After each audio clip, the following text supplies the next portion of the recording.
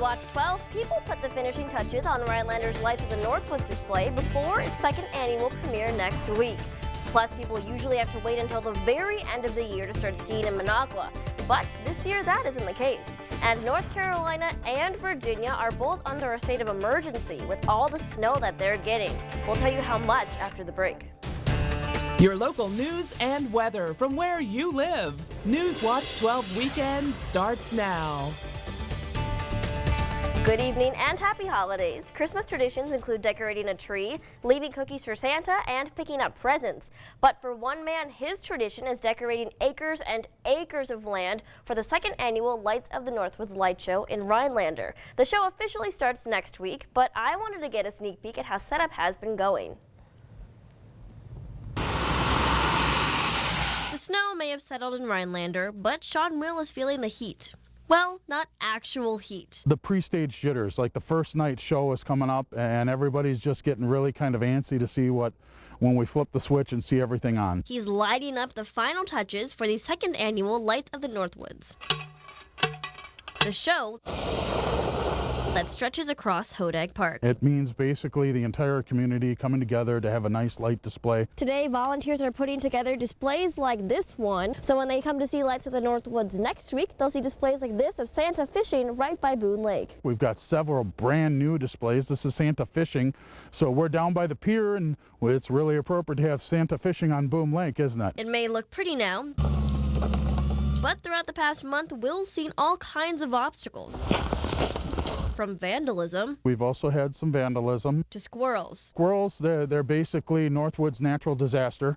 And there really isn't much we can do about it other than just keep plugging along, repair and replace. That's part of what today is too. Plugging, repairing, and replacing is exactly what almost 36 volunteers did throughout the day. There we go. It's like an army in the park right now. All to make sure that Rhinelander's Christmas tradition lives up to its shining expectations. The favorite part is just getting out here and working with different people and having a lot of fun with different people.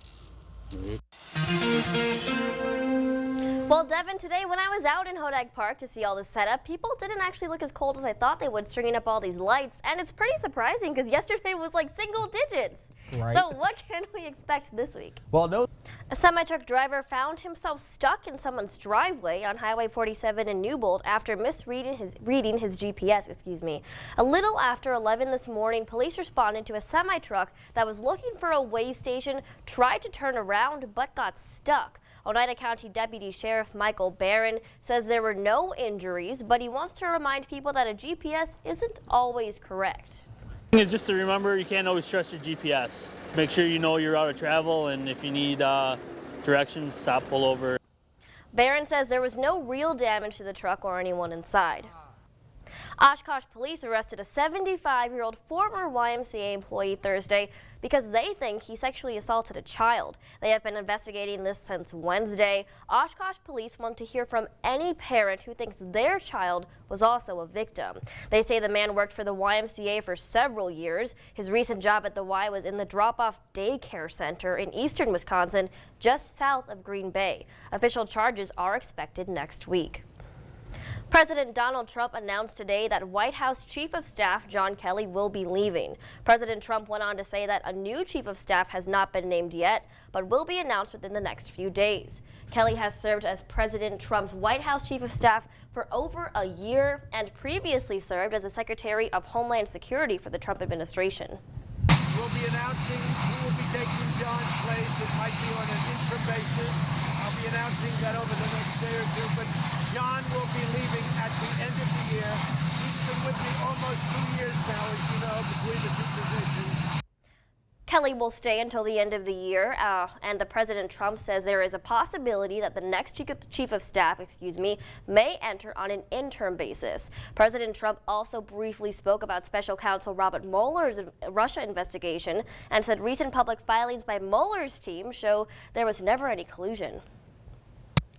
Many skiers made their way to Minocqua this weekend. Minocqua Winter Park opened its doors for the season about 3 weeks earlier than past years. Newswatch 12's Aaron Bew was there to find out how they were able to open so early.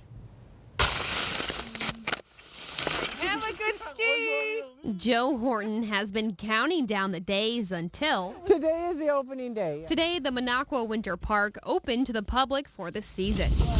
It's exhilarating. Horton comes 5 to 6 days a week. to get her daily exercise in. I love to exercise, and it's my winter sport. And Horton can enjoy skiing 5 to 6 times a week thanks to John Hollander. It's just a lot of work. Hollander is part of the Parks Trail Committee. The hardest part of the job is clearing down trees. Hollander says they were able to open early this year because he continued to groom in the summer months. Removing stumps, removing rocks and boulders. But Hollander says his hard work makes it worth it when he sees people like Horton getting out on the trails. The fun part is to see people coming out here and enjoying the park. A day like today is excellent. In Minocqua, Aaron Bew, Newswatch 12. The park will be open for anyone to enjoy until the spring weather melts most of the snow. And coming up next, we'll have your full weather forecast with your weekend meteorologist, Devin Biggs. Hey Angela, we may have 2 inches on the ground here in Rhinelander, but we have places across the country that may see up to 12 inches, maybe even 13 inches of snow. We'll talk about that after the break. Not complaining for this time of year. All right, I gotta say, it's kind of ironic that right now we're in like 30s and that's high for us, and then the southern states have a ton of snow. Oh, yeah, they got a lot of snow right now. Like, what is going on with that? Yeah, right? I mean, we usually get all the snow here, not the southern states, and we can handle the snow. They can't, so. I'm glad we've had good snow levels, though. Right, yeah. Right. Around 2 to 3 inches on the ground right now. That might get challenged with that, with those 30s this weekend. Oh, all right, well, good to know, yeah. But now on to another note, North Carolina and Virginia can keep preparing for up to 2 feet of snow. Crazy. They're currently both under a state of emergency. NBC's Chris Pallone has the latest on that. In North Carolina, shop owners can't even get their shipment of snow shovels into the store. They were waiting on the truck when it got here. We couldn't even get off the truck before it was sold. The governor has declared a state of emergency, warning that 500,000 people could lose power if predictions of more than 20 inches of snowfall in some places come true. This weekend isn't the time to head out to see some winter wonderland. Stay safe where you are. Getting out on dangerous roads could put your life at risk. Virginia is also under a state of emergency, and crews in South Carolina have dumped 156,000 gallons of brine on roads in the western part of the state to keep ice from building up as long as possible. Like I said earlier, we're preparing for the worst. So yeah, we will go Monday, Tuesday, Wednesday if we have to. The weather system dumped record rain in California before bringing a rare 10 inches of snow to Lubbock, Texas. In Houston, a half foot of rain caused flash flooding in low-lying areas. The system drenched the deep south Saturday. Further north, it was ice and snow. Airlines have canceled and delayed hundreds of flights from the southern plains to the mid-Atlantic. Shoppers expecting to be inside for a while have cleaned off store shelves in the areas to be hit next. From our standpoint, we are caution on the side of the worst. So we are prepared for whatever comes our way and whichever Mother Nature decides to put on us. Ready or not, for millions of Americans, winter is truly here. Chris Pallone, NBC News. Bad weather stretches across the nation, but sports never get put on hold. Isn't that right, Maisie? That's right, Angela. Coming up next, one Northwoods hockey team is on fire. We have the highlights, and Andrew will join us with the recap from the UW Marquette basketball rivalry. Stick with us. Welcome back. Every year, 11-year-old New Yorker Luke collects letters to Santa and delivers them to Macy's, all to help the Make-A-Wish Foundation. And this year, to his surprise, he did it again. Ashley Miller was there when Luke dropped off $150,000 worth of cards. Most people don't get an entire store to cheer for them when they walk in. But Luke Hoig isn't most people. The 11-year-old, diagnosed with an inoperable brain tumor when he was just 16 months old, came in with a bag full of cards. Behind him, loads more.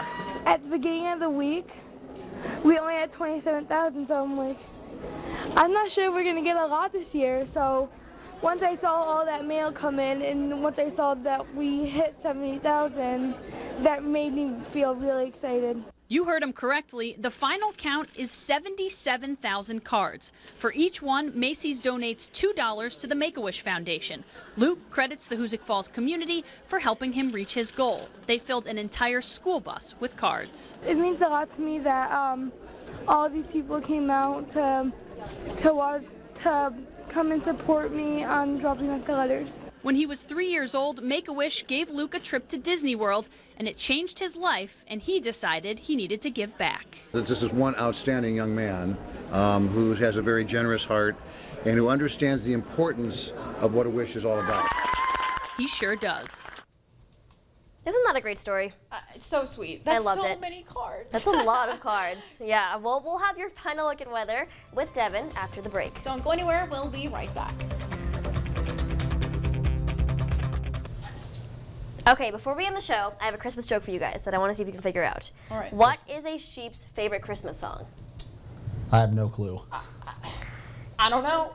You don't know? Feliz Navidad. Get it? Please, that's a good one. That is a good one, right? Good job, good job. Thank you. I'm very proud of it. Well, I mean, weather? Well, you might need some fur outside tonight. It's going to be a little chilly outside in Eagle River. But good news is it's all quiet across the region. Just some clouds.